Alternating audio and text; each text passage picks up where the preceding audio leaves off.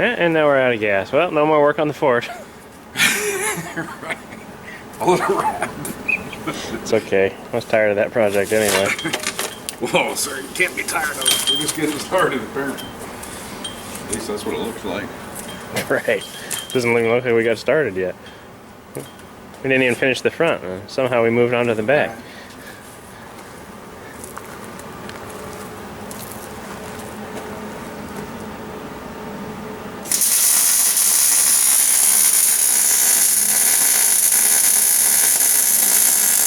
You put fluid in this already? Came with it. Oh, it did? Yeah, it's ready to roll. I squeezed it. Now you're not going to be able to get it back on. I didn't think there'd be anything in there. I can put it back. Yeah, I was surprised. I'm like, whoa, what? Did you coast it and try to hit the brakes? Yeah. Break the bracket off the frame? I did. I was trying, like, I wanted to check it out, so I just barely moved. Yeah, okay. Let her stop before I break it off.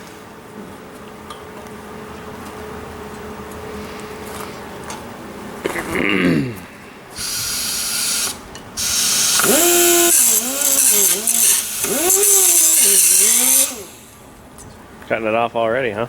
I was just trying to get that little hook so it's full.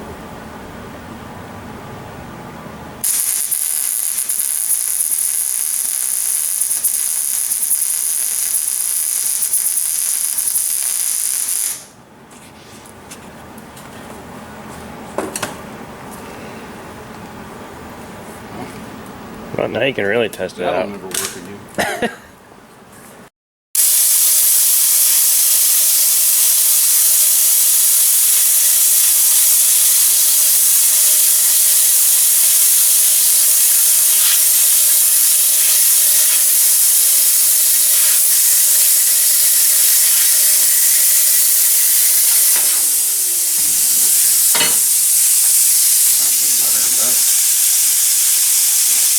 Well, when the pressure's on, when you know you're being filmed.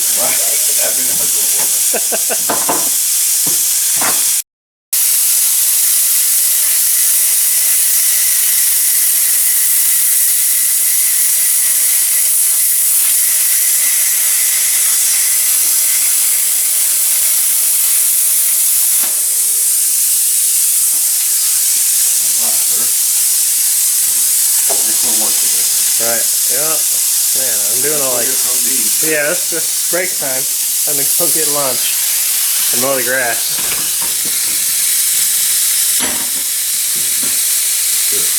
October, we don't mow the grass in October. I know. We shouldn't have to. Usually.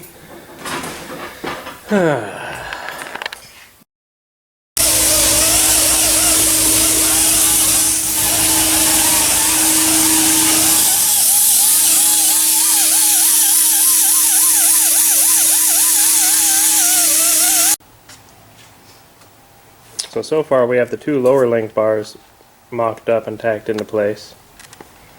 Now we're working on the upper two. Even though this was a kit for this car, really the only thing that made for the car was the shape of the notches, as far as how they're cut for the bottom of the frame, and then how it tapers from the front to the back. But other than that, it's pretty much figure your stuff out for yourself. No instructions or anything. They don't tell you anything about these bars. You have to make a mount for the front ones. So you see we have a mount welded off the frame there. They don't tell you where they go. They don't tell you how to do it.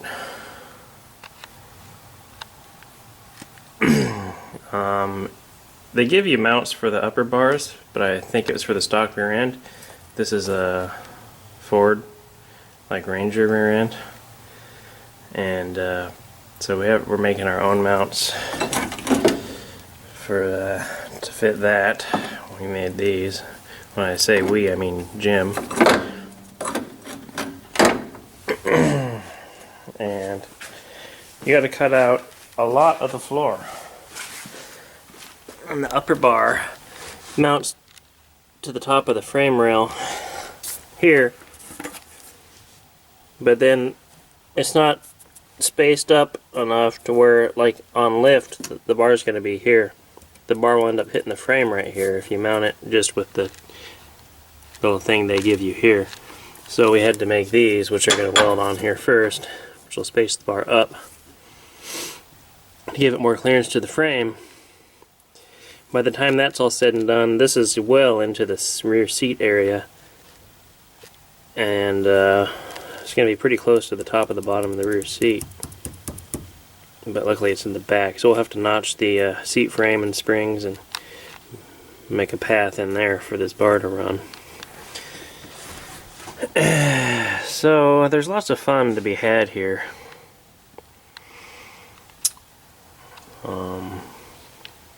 A lot of work.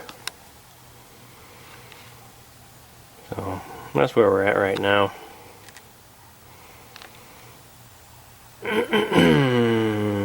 Get the top bars mocked up, and then we can travel the rear end up and down to see how it affects the pinion angle. Yeah, because we don't really know how that changes on this triangulated 4-link. If it pretty much stays the same, or if it changes a lot, and if the rear wheels, the rear end goes forward or backwards as the car goes up or down. All stuff we don't know that we need to figure out. Then after we get all those bars figured out, we can put the bag mounts on, figure all that out, and shock mounts, figure out some shocks. Then we have to make a trunk floor. We have to raise the tranny tunnel at least up to the front seat, and then we got a lot of work to do to the floor. So a lot of work and stuff like that. Don't forget the fuel tank. Yeah, and the fuel tank. That goes in the trunk floor. We got a Mustang tank for it. I mean, Angel got a Mustang tank for it. That goes here. And we got sheet metal to build all the floor stuff with over here.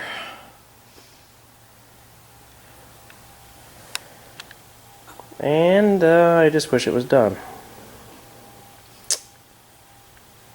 And it would be if Jimmy was over here working on it. But he's not. Instead of calling Comcast to complain. Unbelievable.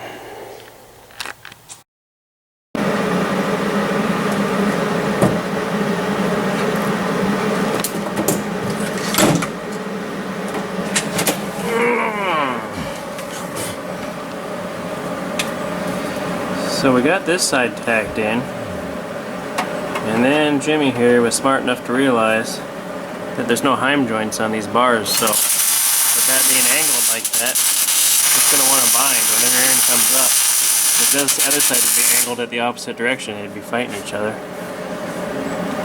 And these bottom bars are only going to pivot straight up and down too. Had they came with heim joints on these, wouldn't have been an issue. But they didn't. So we got some custom made little wedges, platforms for them to sit on, so they'll be level.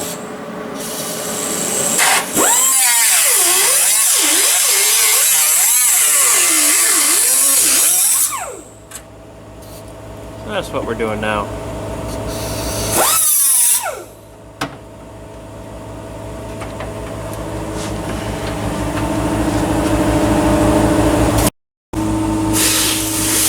Got the brake all mounted up here.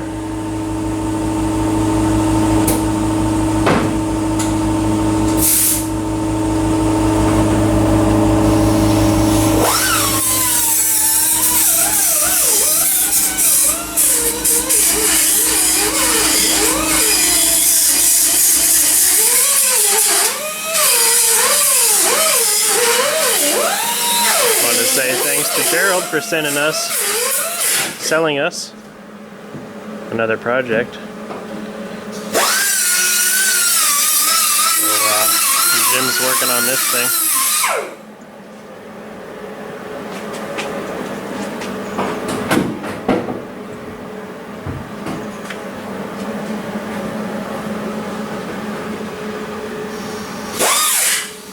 So if you're interested in a sweet mini bike frame or a roller or a complete bike or anything, get a hold of GTS Designs.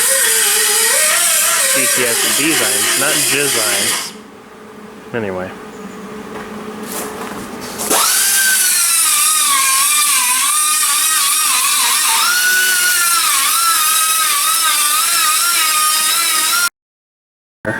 We gotta get a shot at that custom pad so people know what they're doing. Yeah, see, go ahead. Yeah, see, oh, wait, oh, yep, there you go, see? Now you know. Now you know how to make your bar sit level. Even though it should have came with joints. Not those kind of joints. And then all 4 bars are tacked into place. And now we're going to see how the rear end, how the pinion angle changes. And jack the rear end up into the notch all the way. And see what it looks like. And then we'll jack the car up with the rear end on the ground to see at what point these bars contact the frame. If it's going to be enough lift, which it should be, because this should pretty much be ride height basically right here, I'm guessing.